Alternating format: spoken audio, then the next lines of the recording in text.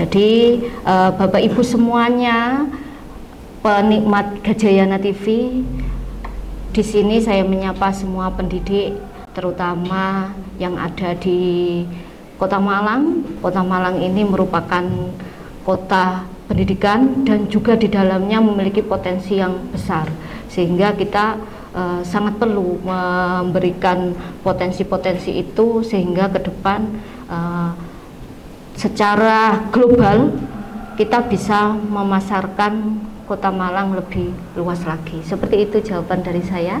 Luar biasa sekali ya. Jadi basicnya dari etnopedagogi ini adalah mengangkat karya lokal yang menjadi puncak atau keunggulan masing-masing budaya di daerah masing-masing ya Bu ya. Baik, iya. Jadi walaupun dengan adanya perkembangan teknologi sekarang ini, kita jangan sampai meninggalkan kebudayaan kita sendiri seperti itu ya Bu ya. Benar sekali. Nah, Ibu, saat ini kan dengan derasnya arus globalisasi, kemudian perkembangan teknologi digital yang luar biasa, bahkan dengan masuknya budaya asing yang masuk ke Indonesia, terutama untuk para generasi muda nih ya. Nah, jadi teman-teman, bagaimana nih Bu sebenarnya kita bisa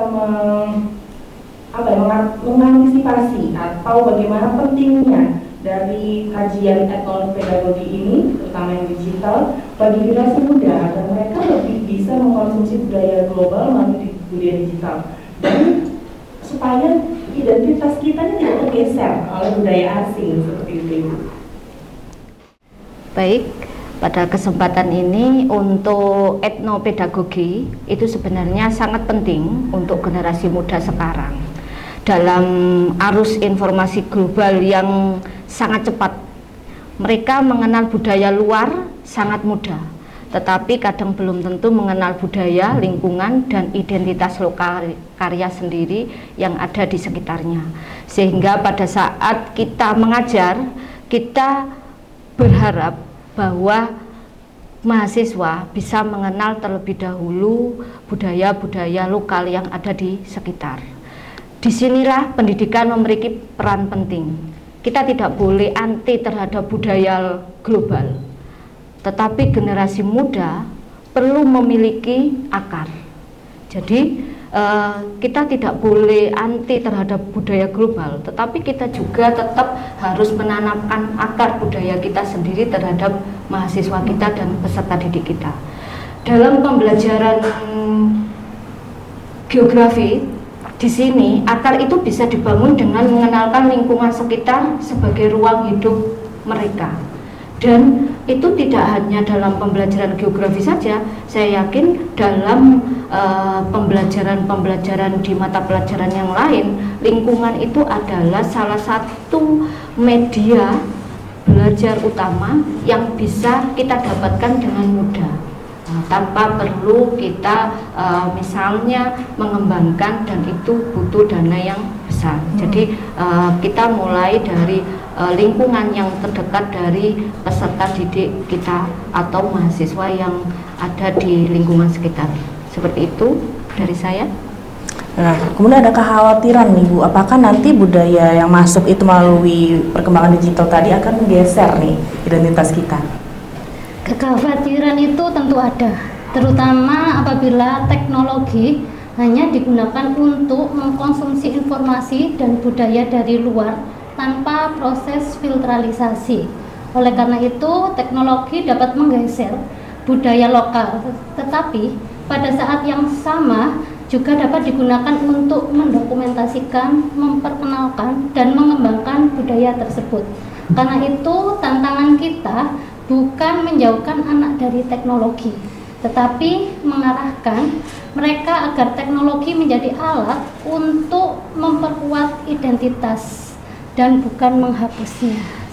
Oh, jadi memanfaatkan teknologi itu secara bijak gitu ya Bu ya, dimana tidak hanya kita gunakan sebagai alat, tapi sebagai media juga justru untuk mempromosikan kebudayaan kita itu sendiri. Baik, kita lanjut. Sekarang ini kan banyak pembahasan tentang bagaimana pembelajaran yang berdampak. Nah, sebenarnya dampak seperti apa yang ingin kita capai melalui pendekatan etnopedagogi digital ini, Bu? Iya, dampak yang ingin kita capai yakni dampak terhadap perubahan cara berpikir, bersikap, dan juga bertindak.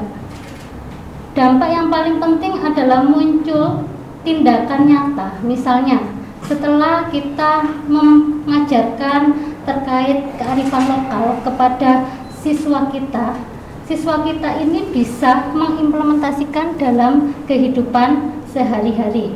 Seperti halnya kebetulan saya adalah dosen PGSD.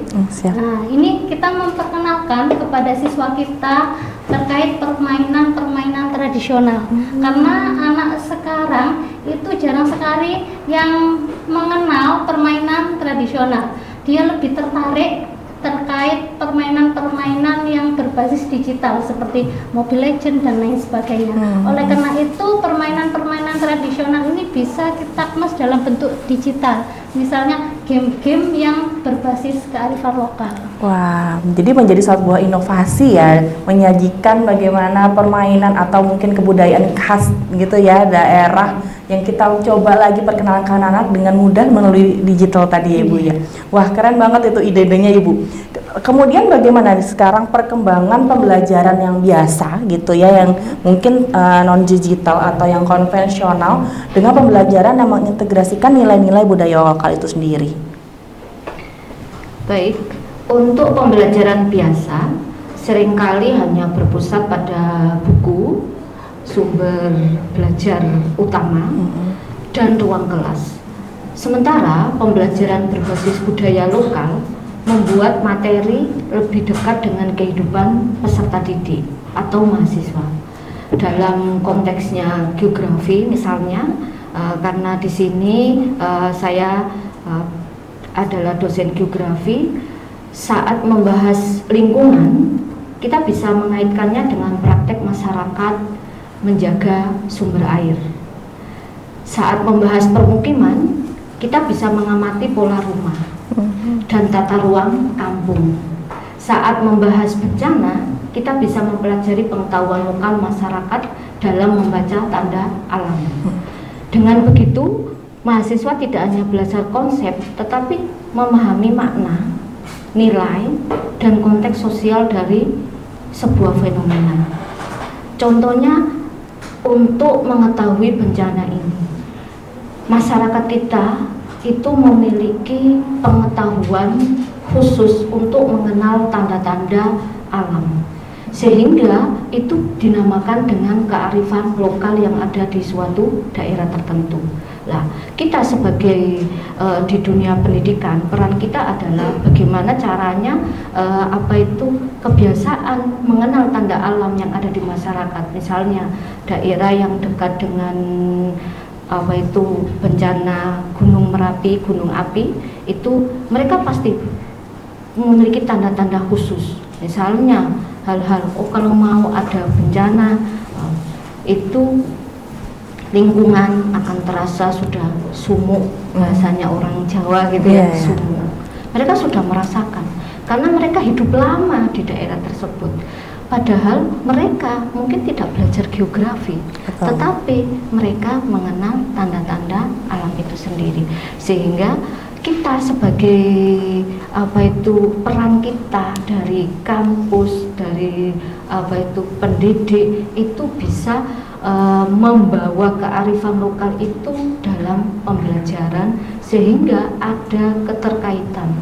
Tidak ada pembeda, tidak ada jurang pemisah antara teori dan implementasi atau nilai-nilai yang ada di masyarakat, dan itu pasti akan membuat masyarakat itu lebih terarah.